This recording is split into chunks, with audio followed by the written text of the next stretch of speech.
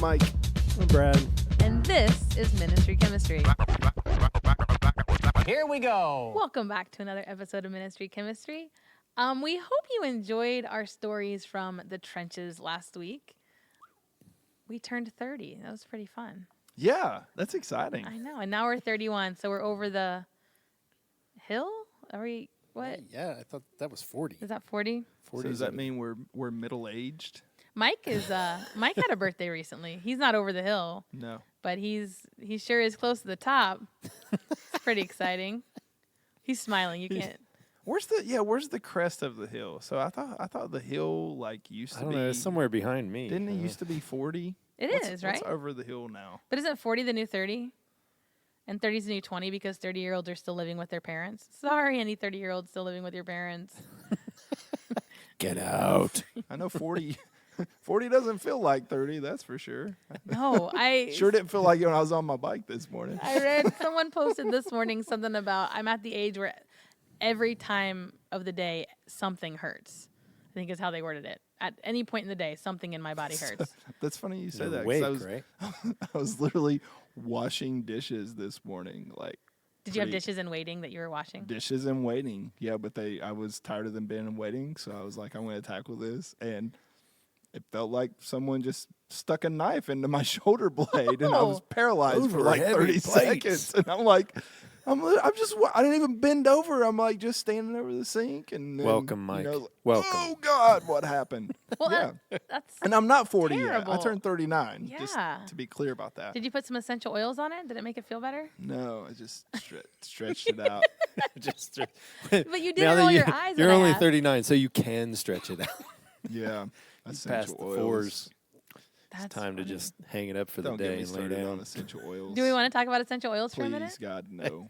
They No. smell so good. They do smell And good. heal things. Do they, though? I think so. Do they? Yeah, a little bit. They're a placebo. Can I have They are not a some? placebo. I guarantee that. You guarantee that? That they are not a placebo. Yes. There you go. Wow, So that's a bold. you're Not gonna all sue of I anyone. can't, yes. Oh, now she backpedals. Nope. I don't backpedal. I'm just saying some are more, what's the word? effective? Yes, effective Would than others. would the manufacturer of essential oils guarantee that they heal things? I don't know. That's- Do we that's want to try classic. to have there them on the there podcast? are a lot of different manufacturers, right? Right, yeah. That's and classic companies. snake oil salesman right there. No. Yeah, it's But when you modern day say- snake oil. That's all it is. When you That's say snake oil, canola. do you know what I think of? I think of Pete's Dragon, the old version, with the guy that comes into town, the carnival guy that is a snake oil seller, and he has the whole wagon, Conestoga wagon thing, and Pete's Dragon. You guys know the movie, right? I know Yeah. Pete's Dragon, yes. Okay. Did you watch the updated one? Yeah. Was it good? Yeah. Okay, good. Non-responsive is good on a Good talk. podcast when there's minimal words and just sounds. I mean, At least there's sounds. that's about all I can give it. It was. So, okay. Did it have songs? Because the songs of Pete's Dragon are really good. It wasn't a musical, was it? The new one? I didn't see the new one. I don't think it was a musical. And we can stop talking about Pete's Dragon. But Great. some of those crazy old movies like Chitty Chitty Bang Bang. Oh, and yeah. There you go. There are really good songs on Did you some like of the that. new Mary Poppins? Oh, yeah, I did.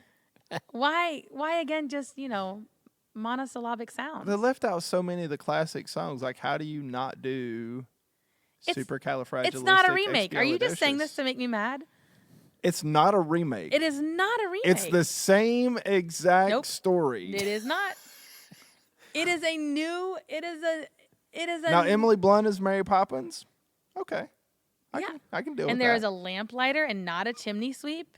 It's like Yeah. it's like the next volume of the Mary They left Poppins. out. There's so many classic story. songs like Chim Chimney. It's Chim- not a remake, so there was going to be all They new couldn't do songs. Chim Chimney because it was a lamplighter. Right. Lampity. Oh my gosh. This is how he makes me angry. We have spiraled into something Well, that he we... makes me so angry sometimes. You knew it wasn't a remake, right? Like, this is not your first. Okay. Poke So the bear. honestly, I'm just gonna shut this down with this. Okay. I'm so sick of remakes. I'm like, have we lost our creative brain? Yes. Thank you. Yes. Yes. You know what Stop makes me sad? remaking stuff. Make new stuff. Here's a glimpse into my nerdiness. so many Broadway shows now are just movies on the stage. And that's super disappointing too. Like Mean Girls is a Broadway musical. I'm sure it's Yeah, good. This why? is not, yeah, but I liked Mean Girls, the movie. I don't need it as a Broadway musical. I want it original wasn't good stories. as a movie. Yes, it was. Okay. Stop trying to make fetch happen. Yes, Yeah. it was. Speaking of mental health, On Wednesdays, we wear pink. Yes, today, I like when you're done with the introduction, how you're just like jumping right into there's no segue. It's just, hey, today. and you know what? If people reviewed our podcast, they would write a thank you. Thanks, Mike, for shutting that down because I was sick And of it. jumping right into it. If For those of you who don't know, September is the month that we raise awareness about suicide and suicide prevention. And you may have seen more memes and more, just posts about that in your social media feeds. The three of us, as you know, work in the church world, and recently a pastor of a church out in California who's 30, his name's Jared Wilson.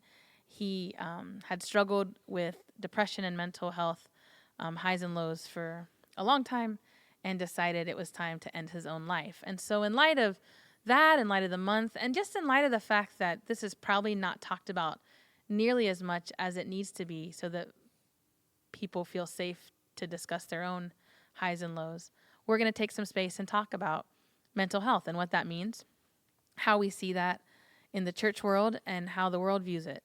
So, gentlemen, my first question is really just that. How did you come to first learn what mental health was, either in your own lives, or maybe it was through a class in school, or maybe your church was the first place you learned that sometimes people are broken in ways that are not visible? I'm trying to think back, but this is more recent, I guess. But the church I was just at, it's been probably 3, maybe even 4 years ago. We did a series called "The Elephant in the Room," and we talked about sexuality, and we talked about addiction, and we talked about mental health. And one of the pastors there, both of her daughters struggle with anxiety and depression. Okay. And from her sermon, a mental health group was born. Oh, wow. And several people within the church who have both struggled with mental health personally themselves, or it was a part of their family, like kids or loved ones or whatever. And several people from outside the church were regular attendees of that. And she took the stigma away and just said, hey, the elephant in the room, we're going to talk about this, and I'm going to be transparent about it. And because of that, people felt safe to be a part of that and share within that group. That's really cool. Yeah, it was really cool. It's still going, like I said, it was at least 3. I'm thinking it's more like 4 years ago that series ran. And actually there's 2 groups now. They formed a second group because someone wanted to be a part of it but couldn't. So for scheduling, they didn't want to alienate someone from their, so they basically split the group. That's and awesome. they're just like, hey, if it's just one person, we need to give people the space to talk about what they're dealing with. So was that your first real exposure to something larger in the mental health community? Or just the most prominent kind of? Well, you and I grew up in similar areas. It's not talked about. No. In Appalachian culture, No. yeah. The only I'm not making a joke before I say this. I'm not making a joke out of mental health. But the only way mental health is talked about is saying she crazy. Right. Oh yeah. That's it. And counseling That's has the a extent stigma of to it. it. Like Oh yeah. You would be keep it to hard yourself. pressed to find a counselor where I grew up. and you figure it out. That's Yeah. your option. You Or figure you it don't. out. Yeah. Or you don't. But you certainly don't spew your mess everywhere else. And if But you do, interestingly, looking back, I don't remember suicide being a big thing. no. I don't But- remember a lot of cases of suicide. Maybe that's a better way to say And it. I don't want to feed stereotypes of rural communities, but there, you knew some unstable folks, and you knew the kids in your class who you were sad that they had to go home at the end of the day. My suspicion is there was probably some mental health not being not being addressed. And so it was getting out. It was getting expressed, but not in healthy, safe ways. Brad, what about you? What was kind of your first exposure, or at least a prominent memory of mental health? I was a part of, that's not the right way to put it. I started seeing a counselor when I was in high school, maybe a junior, somewhere in that area. I had different, different anxieties, difficulty taking tests and those kind of things, just keeping my mind clear and focused. And some of that had to do with things that happened at home, but that's where my eyes were open to at least talking to somebody else about how you were feeling. And even before we started talking on air, we were talking about the numbers of counselors that we've had and that kind of thing. And so there have been several throughout the year. And there's just times that I've gone through a season where I needed to talk to somebody that I did not know and had some perspective on things that, helps get me back on track and moving forward rather than just, as Mike likes to call it, wallowing in where I get stuck. And so, I'm glad you said it like that because, my background's in psychology and I was a school psychologist for some years.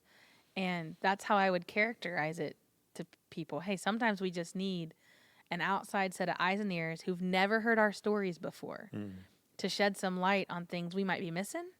And if we're feeling off, we might need some voices to help us get back to where we feel on track or back to maybe a place of healthier or back to good. I think of the Matchbox 20 song, Get Back to Good. No?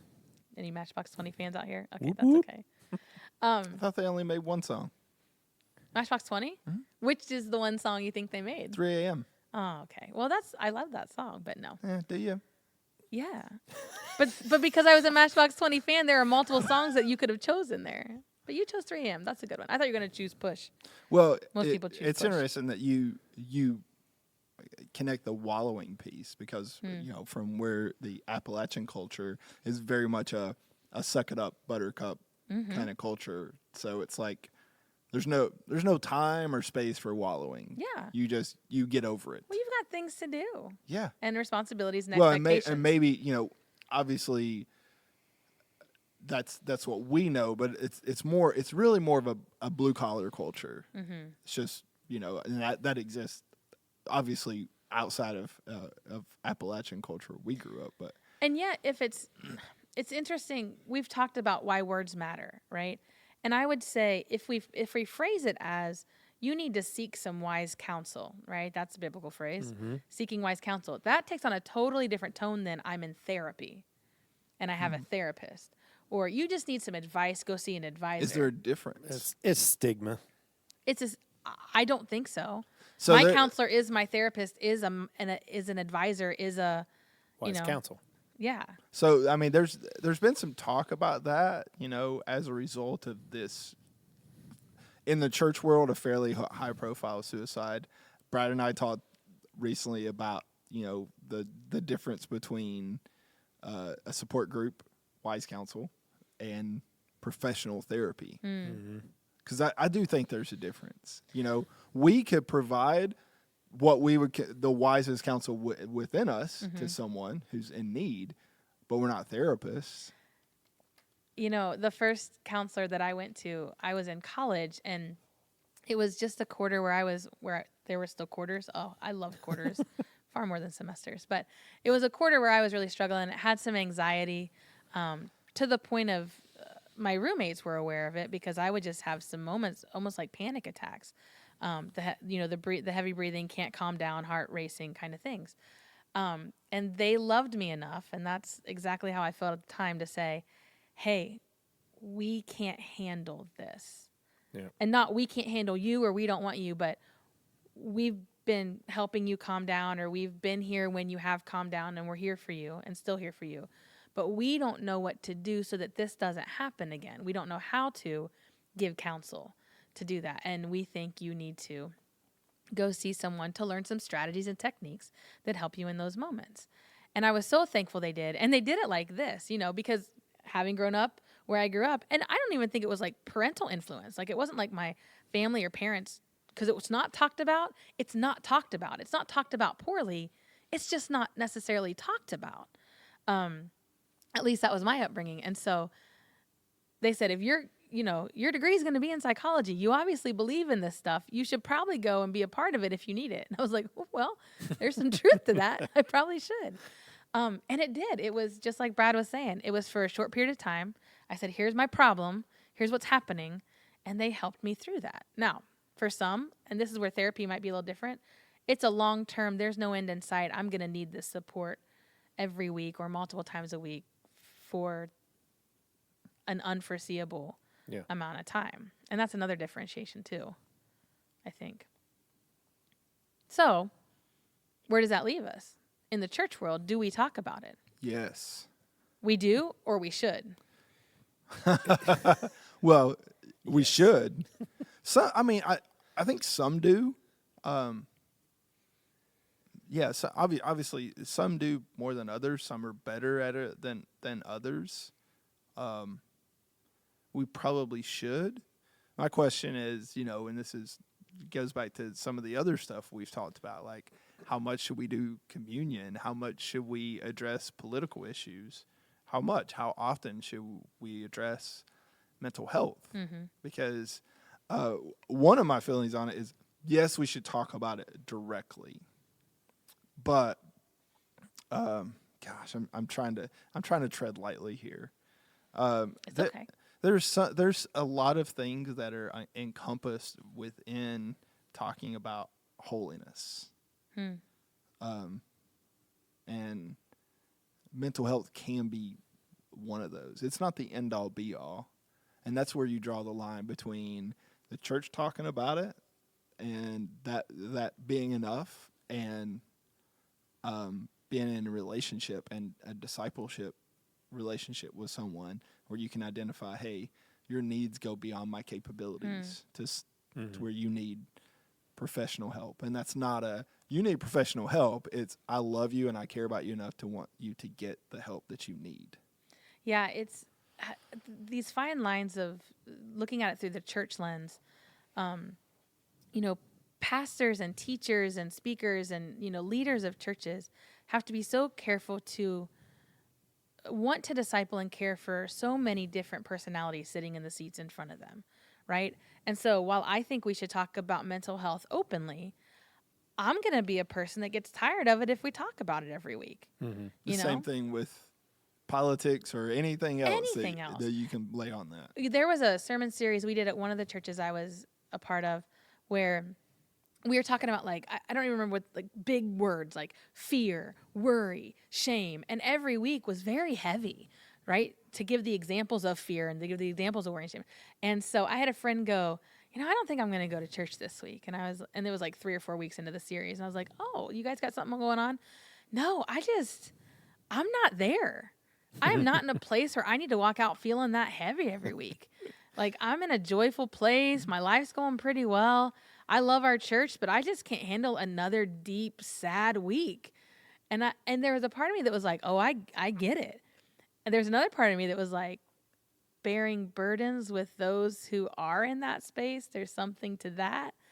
And then I think of a pastor who's planning and teaching, and like, as they're planning fear, worry, shame, guilt, all those things, they're like, my joy-filled people are probably going to hate this. But what do you do? Because you don't want to make a joy-filled person heavy and dark, but the people who are in a heavy, dark place, you want to be able to address some of that. So I think the same with mental health. If we talk about mental health too much, do people who have no mental health instability start to go, maybe I am unstable? Does that exist? What? Are there people in our society today, are there people in general without some semblance of a mental health need? No. And the way I look at that is, there's a whole spectrum of health in general. That's I right. mean, the reality is we're all probably physically unhealthy when you Right. look at statistics and a map. Or there's something we can work on. Yeah, there's something we can work on. Yeah. You know, that doesn't mean that we need to be hospitalized or we need to be put on a strict diet, although some of us could do that.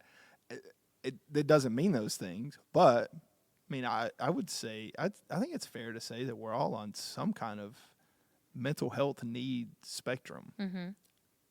Is that fair to say? Absolutely. Yeah. And so, so similar to physical health, at what level do we seek additional support, professional support?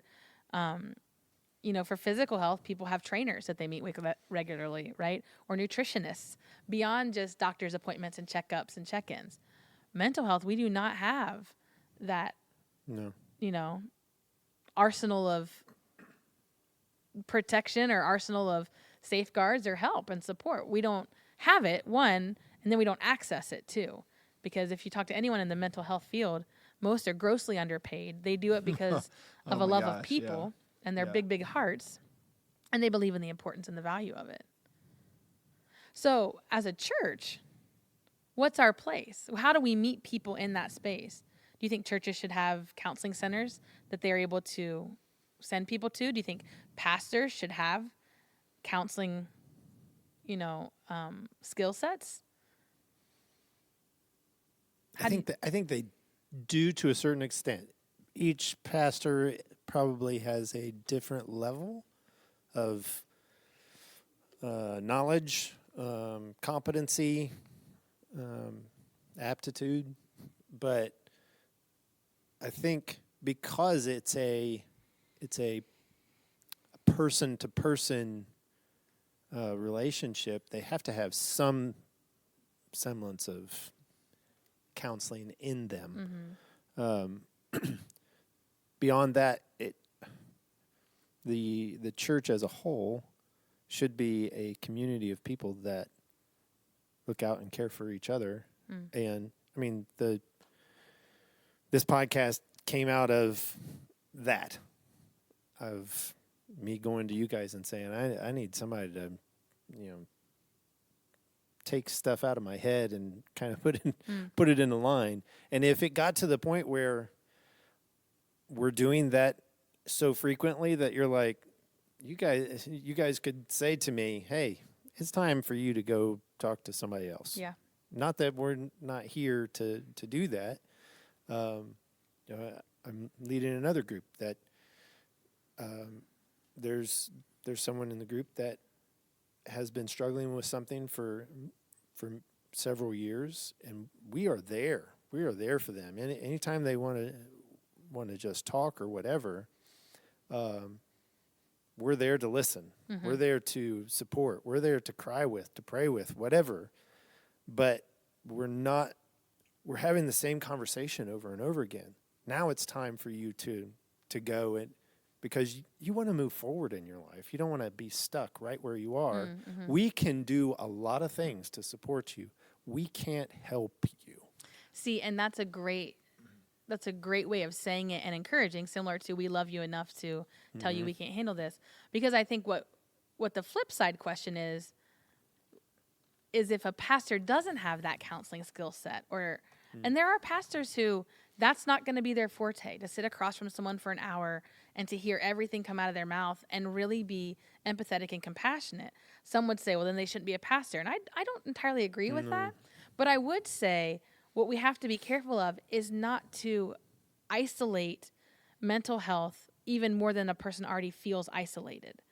In that we don't want a pastor who just compartmentalizes it. Oh, they have counseling needs? Well, we've got a service for that. That's not me. Right. Or even a small group. Oh my gosh, they come every week and ask for the same prayer request. They're stuck.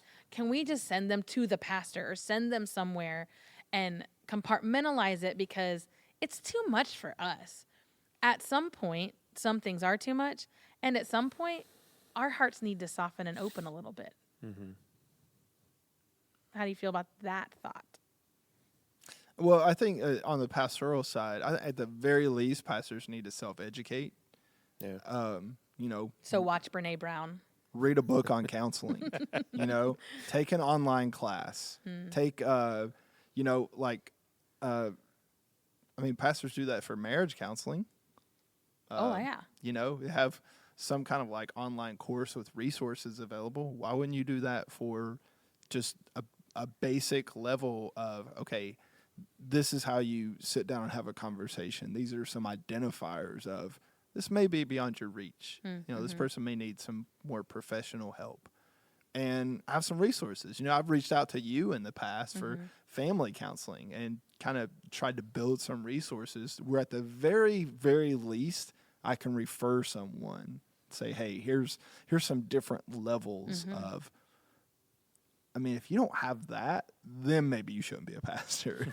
Yeah. Well, You and know, that's where I would draw the line and saying, hey, you know, if you're not willing to put forth the effort to deal with an issue that I can guarantee you is in your church, no matter how big or small, then you shouldn't be a pastor. one of my favorite youth ministers is also a licensed professional counselor, and she led a breakout at a conference I was at, and she said every youth minister's, really every pastor, and frontline phone answerers, whatever they're called at your church, need right there a list of the counseling services available in the area, because more often than not, that's a critical call that people not even a part of a church family will call a church, I need help. Yeah. And just as much as a food bank or a shelter or transportation services or medical assistance is a part of your lineup of resources to offer someone, so too should mental health options be a part. I want to follow up on something that you said, though, as far as like compartmentalizing, because to me, yes, I mean, it should be addressed to some degree from the pulpit, I think, to the church broadly, because everyone needs to be aware, like the mental health is an issue, obviously. Yeah, because some people are in denial that it is. Some people stick their head in the sand and pretend that it's not. It's not 'cause real. If I'm not dealing with it, then it doesn't exist. You're making it up. Get over it. But where you draw, I think where you draw the line as far as too much and not enough, you get that through small groups, you know, and support group, because there's gonna be a niche of people that need to talk about that every week, regularly. But that could be exhaustive to your greater congregation. And to me, that's that balance of, okay, we're going to talk about mental health, you know, maybe every September we're going to do a series, or we're going to do one message in a series, you know, within Suicide Awareness Month about mental health and the struggles of mental health. And from that, we're going to try and birth a support group and a small group for people who need to go on talking about this, you know? Yeah. Well, and you reminded me that we are okay with counseling in some settings, society and the church, marital counseling, premarital counseling, financial counseling, right? Like, as long as we have that appropriate adjective before the word counseling, then we talk about it openly. Oh, my wife and I are seeing someone. Oh, my husband and I went to a financial advisor or a counselor, you know, and the names are synonymous. It's when we delve into, I have some personal stuff that's deep rooted that I can't even articulate well and need to go see someone and figure that out. People go, oh, or Stay away from my kids. in a 7-day week, 5 to 6 days of the week, I have to have someone else help me out of bed because I have no motivation and drive.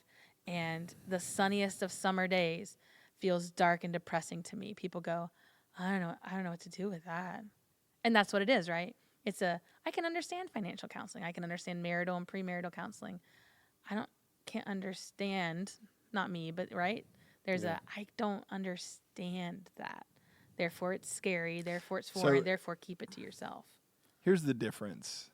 And this is just my personal opinion. Okay, I don't have evidence to back this up, so just so anyone listening knows. I think part of the difference in some of the other counseling that you talked about is a lot of that subconsciously is we're going to counsel you into having a marriage that reflects Jesus. Okay. We're going to counsel you into using your finances in a way that reflects Jesus. Okay. How can we counsel someone into living out their mental health in a way that reflects Jesus? And I'm saying that as that seems to be a subconscious thought of the church. Sure. There's just throwing up our hands and we're not really sure what to do with this. You know what I mean? It's not. But some of that is just we're so self-focused as a society. Oh my gosh! And preach, brother, preach. we are comparing ourselves All the time. We're comparing our daily schedule to everybody else's highlight reel on social media, and feeling inferior, less than all the time. We are being held to a higher standard that nobody else is being able to live up to too. So we end up feeling that less than, and we live that out. And so the mental aspect is I can never get to whatever that level is, and I'm always striving, I'm always falling short. And so the mental hurdle is seeing yourself through the eyes of Jesus, being able to see your own self-worth, your own potential, all of those things, but we never reach that. So we always feel like we're in a hole on the beach. And every time we try to get out, all we're doing is pulling more sand into ourselves. Yeah, spiraling. Just, when I've gone to see a counselor now as an adult at different times, I get stuck on this singular thought or this set of thoughts or this ideas. I know the biblical truths. Yeah. I know what Jesus says about me. I know all those uplifting, absolutely believable, trustworthy truths. Trustworthy truth seems redundant, but yes, right? And yet I get stuck. Yeah. And I fixate on whatever the thing is. And it imbalances my chemicals inside. It makes me you guys struggle. you guys added to what I said, and I think in a better way. And I'm thinking a better way to say it would be, we believe that through premarital counseling, if we encourage someone to bring God into the center of their marriage, it's going to produce a healthier marriage. We believe that honoring God with your finances is a healthier way to live, and you're going to be a better steward of your own life in doing that. There's no guarantee that bringing Jesus in your life is going to solve all your mental health issues. No, there isn't. That's just like you could pray for someone to accept Christ and live their life for Him, and they may still die of cancer. That's right. And I think we have a problem with that. Yeah. Because we don't know how to continue honoring God and allowing the space for that, for the things that we can't fix. Or understand. And understanding why we can't fix it. My pastor said this weekend, miracles are extraordinary. They are atypical. They are not normal. That's proven within the Bible itself. Right. So it's the belief that God can, not the need for Him that He will. I think this goes back to the chutzpah episode. There's nothing wrong with praying that way, but just because we believe and trust that God can, doesn't mean that we should place the expectation that He should. So this is our mental health conversation part 1. We're going to continue this in the next episode as well. If you're listening and you heard something today that triggered some negative emotional reaction, know that we are having a conversation in this space so that we can bring light to the fact that expressions of mental health come in all shapes and sizes, but that each individual, be it we describe them as the healthiest mental health state they can be at or the unhealthiest, all people are created in the image of God, loved deeply, valued immensely for who you are exactly as you are, right here, right now, seen and known by our Savior. And our questions to end this time would be, did you need to hear that? Who in your life might need to hear that? And if you're struggling to believe that, we would encourage you to call someone and seek someone as soon as this episode ends. For Ministry Chemistry, I'm Renee. Still Mike. And Brad. We'll talk to you next time.